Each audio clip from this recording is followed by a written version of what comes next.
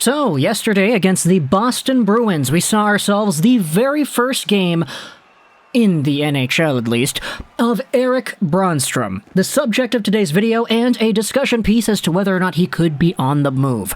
Now, it's not because he is a bad player. I think everybody in Ottawa can go out there and acknowledge that Brannstrom has himself a profile that could bode well into a top 4 defenseman in the future. But the way he has been used with the Ottawa Senators and the way that he has been developed so far with this team hasn't really allowed that to prosper just yet.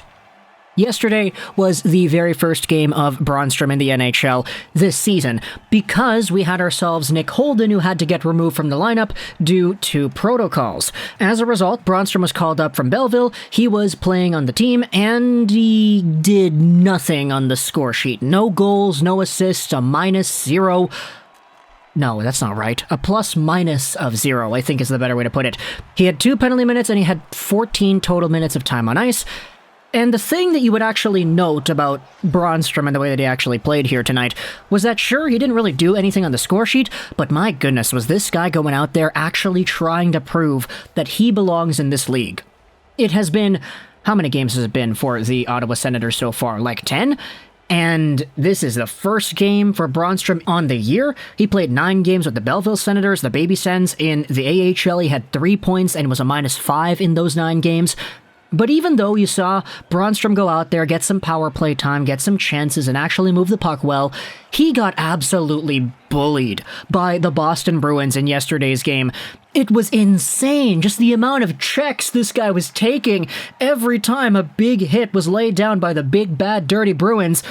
You see the guy get up and it's like, oh, it's Brannstrom again. This guy was on the receiving end of so many body checks, and I just kind of feel bad for the guy, to be honest. Like, what a way to make your NHL debut in the season, right? Getting absolutely laid out virtually every other shift by the Bees. But either way, even though Brannstrom did have himself a good night in terms of the way he played, we still have a conversation to have about Brannstrom and the way he has been developed, so much to the point that he might even be a trade candidate. This is an article over here on The Athletic. Take a look at this one. Senators name Brady Tkachuk captain, the defensive nightmare, and more in this Ian Mendez mailbag. This is indeed from November 5th, so it's from a few days ago. A link will be in the description if you want to go ahead and read this article yourself, if you have The Athletic, of course. But if we go over onto November 8th's Spectre's Hockey Rumor Mill, this entire Brannstrom idea is discussed and paraphrased on that website, and plus this one's free, so I can screenshot it on the screen and put it for you to read along.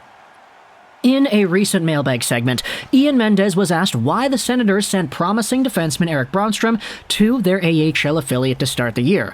I can answer that, firstly, before we continue, because there are so many gosh darn defensemen on the Ottawa Senators that you can't really discern who's above who in the hierarchy. Michael Delzato, Brown, Zub, Zaitsev, Shabbat, Mete, and of course you had Holden as well. There are so many guys on this blue line, and Brannstrom is like the only guy that was waiver exempt, so he's just kind of sent down as a result of the contract status. Mendez believes, though, that Erik Brannstrom is frustrated and that it could be why he actually changed agents. Mendez's sense of the situation is that the young blue liner has not requested a trade, and he doesn't think the Sens are actually shopping him, but his guess is Brannstrom will either be playing with the Senators following the trade deadline, or he will be dealt away. This is his last season with waiver-exempt status.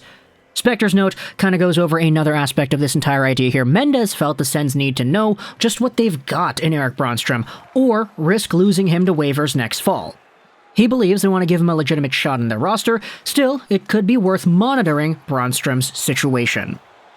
So this right here, the yesterday game against the Boston Bruins, was the introductory game on the year. As we noted, it was only because Holden was sent out on protocols. Had Holden not had to be forced in that position, he likely would have played yesterday instead. And still, you had to have Victor Mete also get beat out on this lineup as well, so for Erik Brannstrom to actually get himself a game, in and of itself is somewhat of a miracle. But he has got that first game out of the way. Sure, he displayed the heart of a warrior, he got pushed around, and he got some power play time, but the big question is, where do you go from here? He did indeed change agents earlier in this season, and there was a lot of speculation as to why that is. Okay, is he unhappy? Is this the Jack Eichel route, where Eichel has an agent, the agent isn't really all too adept in dealing with big-name players who are requesting trades, so he ditches that agent and goes to one of the guys that has so many other star talents in the league, and is an agent that actually knows how to deal with trade requests like that? Is this that kind of situation where Brannstrom is changing agencies just so he can get a trade facilitated sooner, should that actually be something that he wants? Again, even though Mendez says that he doesn't believe that has actually happened formally, there's no formal trade request, there's no Ottawa Senators team that is formally shopping Brannstrom on the block right now, the undertones, I guess you could say, are still somewhat there, because this isn't the first time we're talking about a Brannstrom trade. Like, we've already made 3 other videos discussing the idea of Erik Brannstrom getting dealt away again, mostly due to opportunity, the way the Sens have so many other guys on their blue line, and the fact that Brannstrom isn't really guaranteed to be even getting a shot on this team long-term. So there are indeed options here, and in fact, with Erik Brannstrom and his waiver eligibility coming in for the next season, it makes things a little bit more panicky when you have to say, okay, now is the time to decide what to do with this guy. Because it hasn't been established yet if he is a mainstay NHL player. I know I've said in the past, personally, I believe he is. I believe you give this guy, like, 13, 14 minutes a night in an NHL lineup and 2.5 minutes of power play time a game, you'll find yourselves a good solidified profile.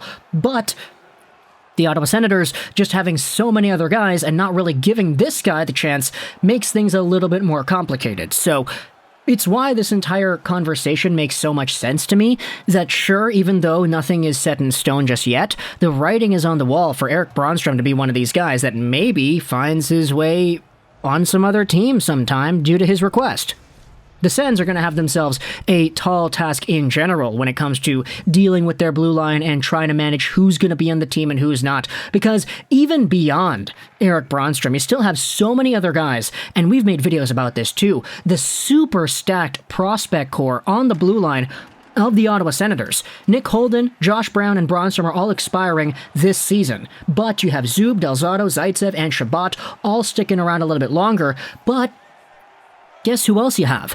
Jake Sanderson, Lassie Thompson, Tyler Klevin, Jacob Bernard-Docker. You have so many other guys, and I didn't even mention Victor Mete in that little sequence right there. This team has way too many gosh darn defensemen that when you're trying to transition into that youthful movement that was catalyzed by Thomas Chabot, carried forward by guys up in your forward core like Tim Stützle and Tkachuk and Norris and all of them, the defense is kind of lacking behind in that respect. Sure, I get it, Josh Brown is not the oldest guy in the world, but everybody else that is going to have to come in, you're going to have to find a way to get Michael Delzato off this team. You're going to have to find a way to fit in Sanderson and Bernard-Docker, not to mention that Brannstrom, whom we're just talking about here. So, it's a pretty tall task for Pierre Dorion, and when it comes to Brannstrom and the way that he's playing, it's been tough to watch as a guy who has personally been a big fan of Erik Brannstrom ever since his days in HV71 and the SHL. But still, you can kind of understand why there are so many complications with this. I know a lot of Senators fans in my comment section. Some of you absolutely love this guy. That's great. Others are like, yeah, well, he hasn't really shown off much yet, you know? Sure, he was great with the baby Sens earlier on, but we didn't really see that level of play in the NHL just yet. And that's a very fair argument. It's just, he is only 22 years old, so at what point do you go out there and you, quote-unquote, give up on Brannstrom? Is it exemplified even more because of the rest of the defenders you have in this system, both prospects and on the team already? Or is this a situation where in isolation you can say, okay, he's just not working out, let's trade him for a second-round pick or something, let's trade him for whatever it is he's worth on the market, because even though he was a former first-round pick, he was 15th overall in 2017, he's been bounced around and he hasn't really found himself a solidified NHL home just yet, like a lot of the other top picks the Vegas Golden Knights had in that draft. Cody Glass, of course, is playing with Nashville. Nick Suzuki is a star in Montreal. Erik Brannstrom is the last one there. So, what gives? Let me know in the comments all your thoughts about Erik Brannstrom and whether or not he's going to get traded soon. Do you see something like this continuing further? Or was last night's game against the Boston Bruins good enough for you to say, yeah, I like him, I want to see more of him, I want to give this guy more minutes, I'd rather have him in the lineup than, I don't know, Delzato or Holden or whoever it is that you can choose, because, I mean, I guess aside from Chabot, I think the rest of the Ottawa Senators defensemen are all kind of interchangeable. That's why they have so many playing every night. Talk to me in the comments below what are your thoughts. I hope you enjoyed this video. Rolls to the 99. And bye.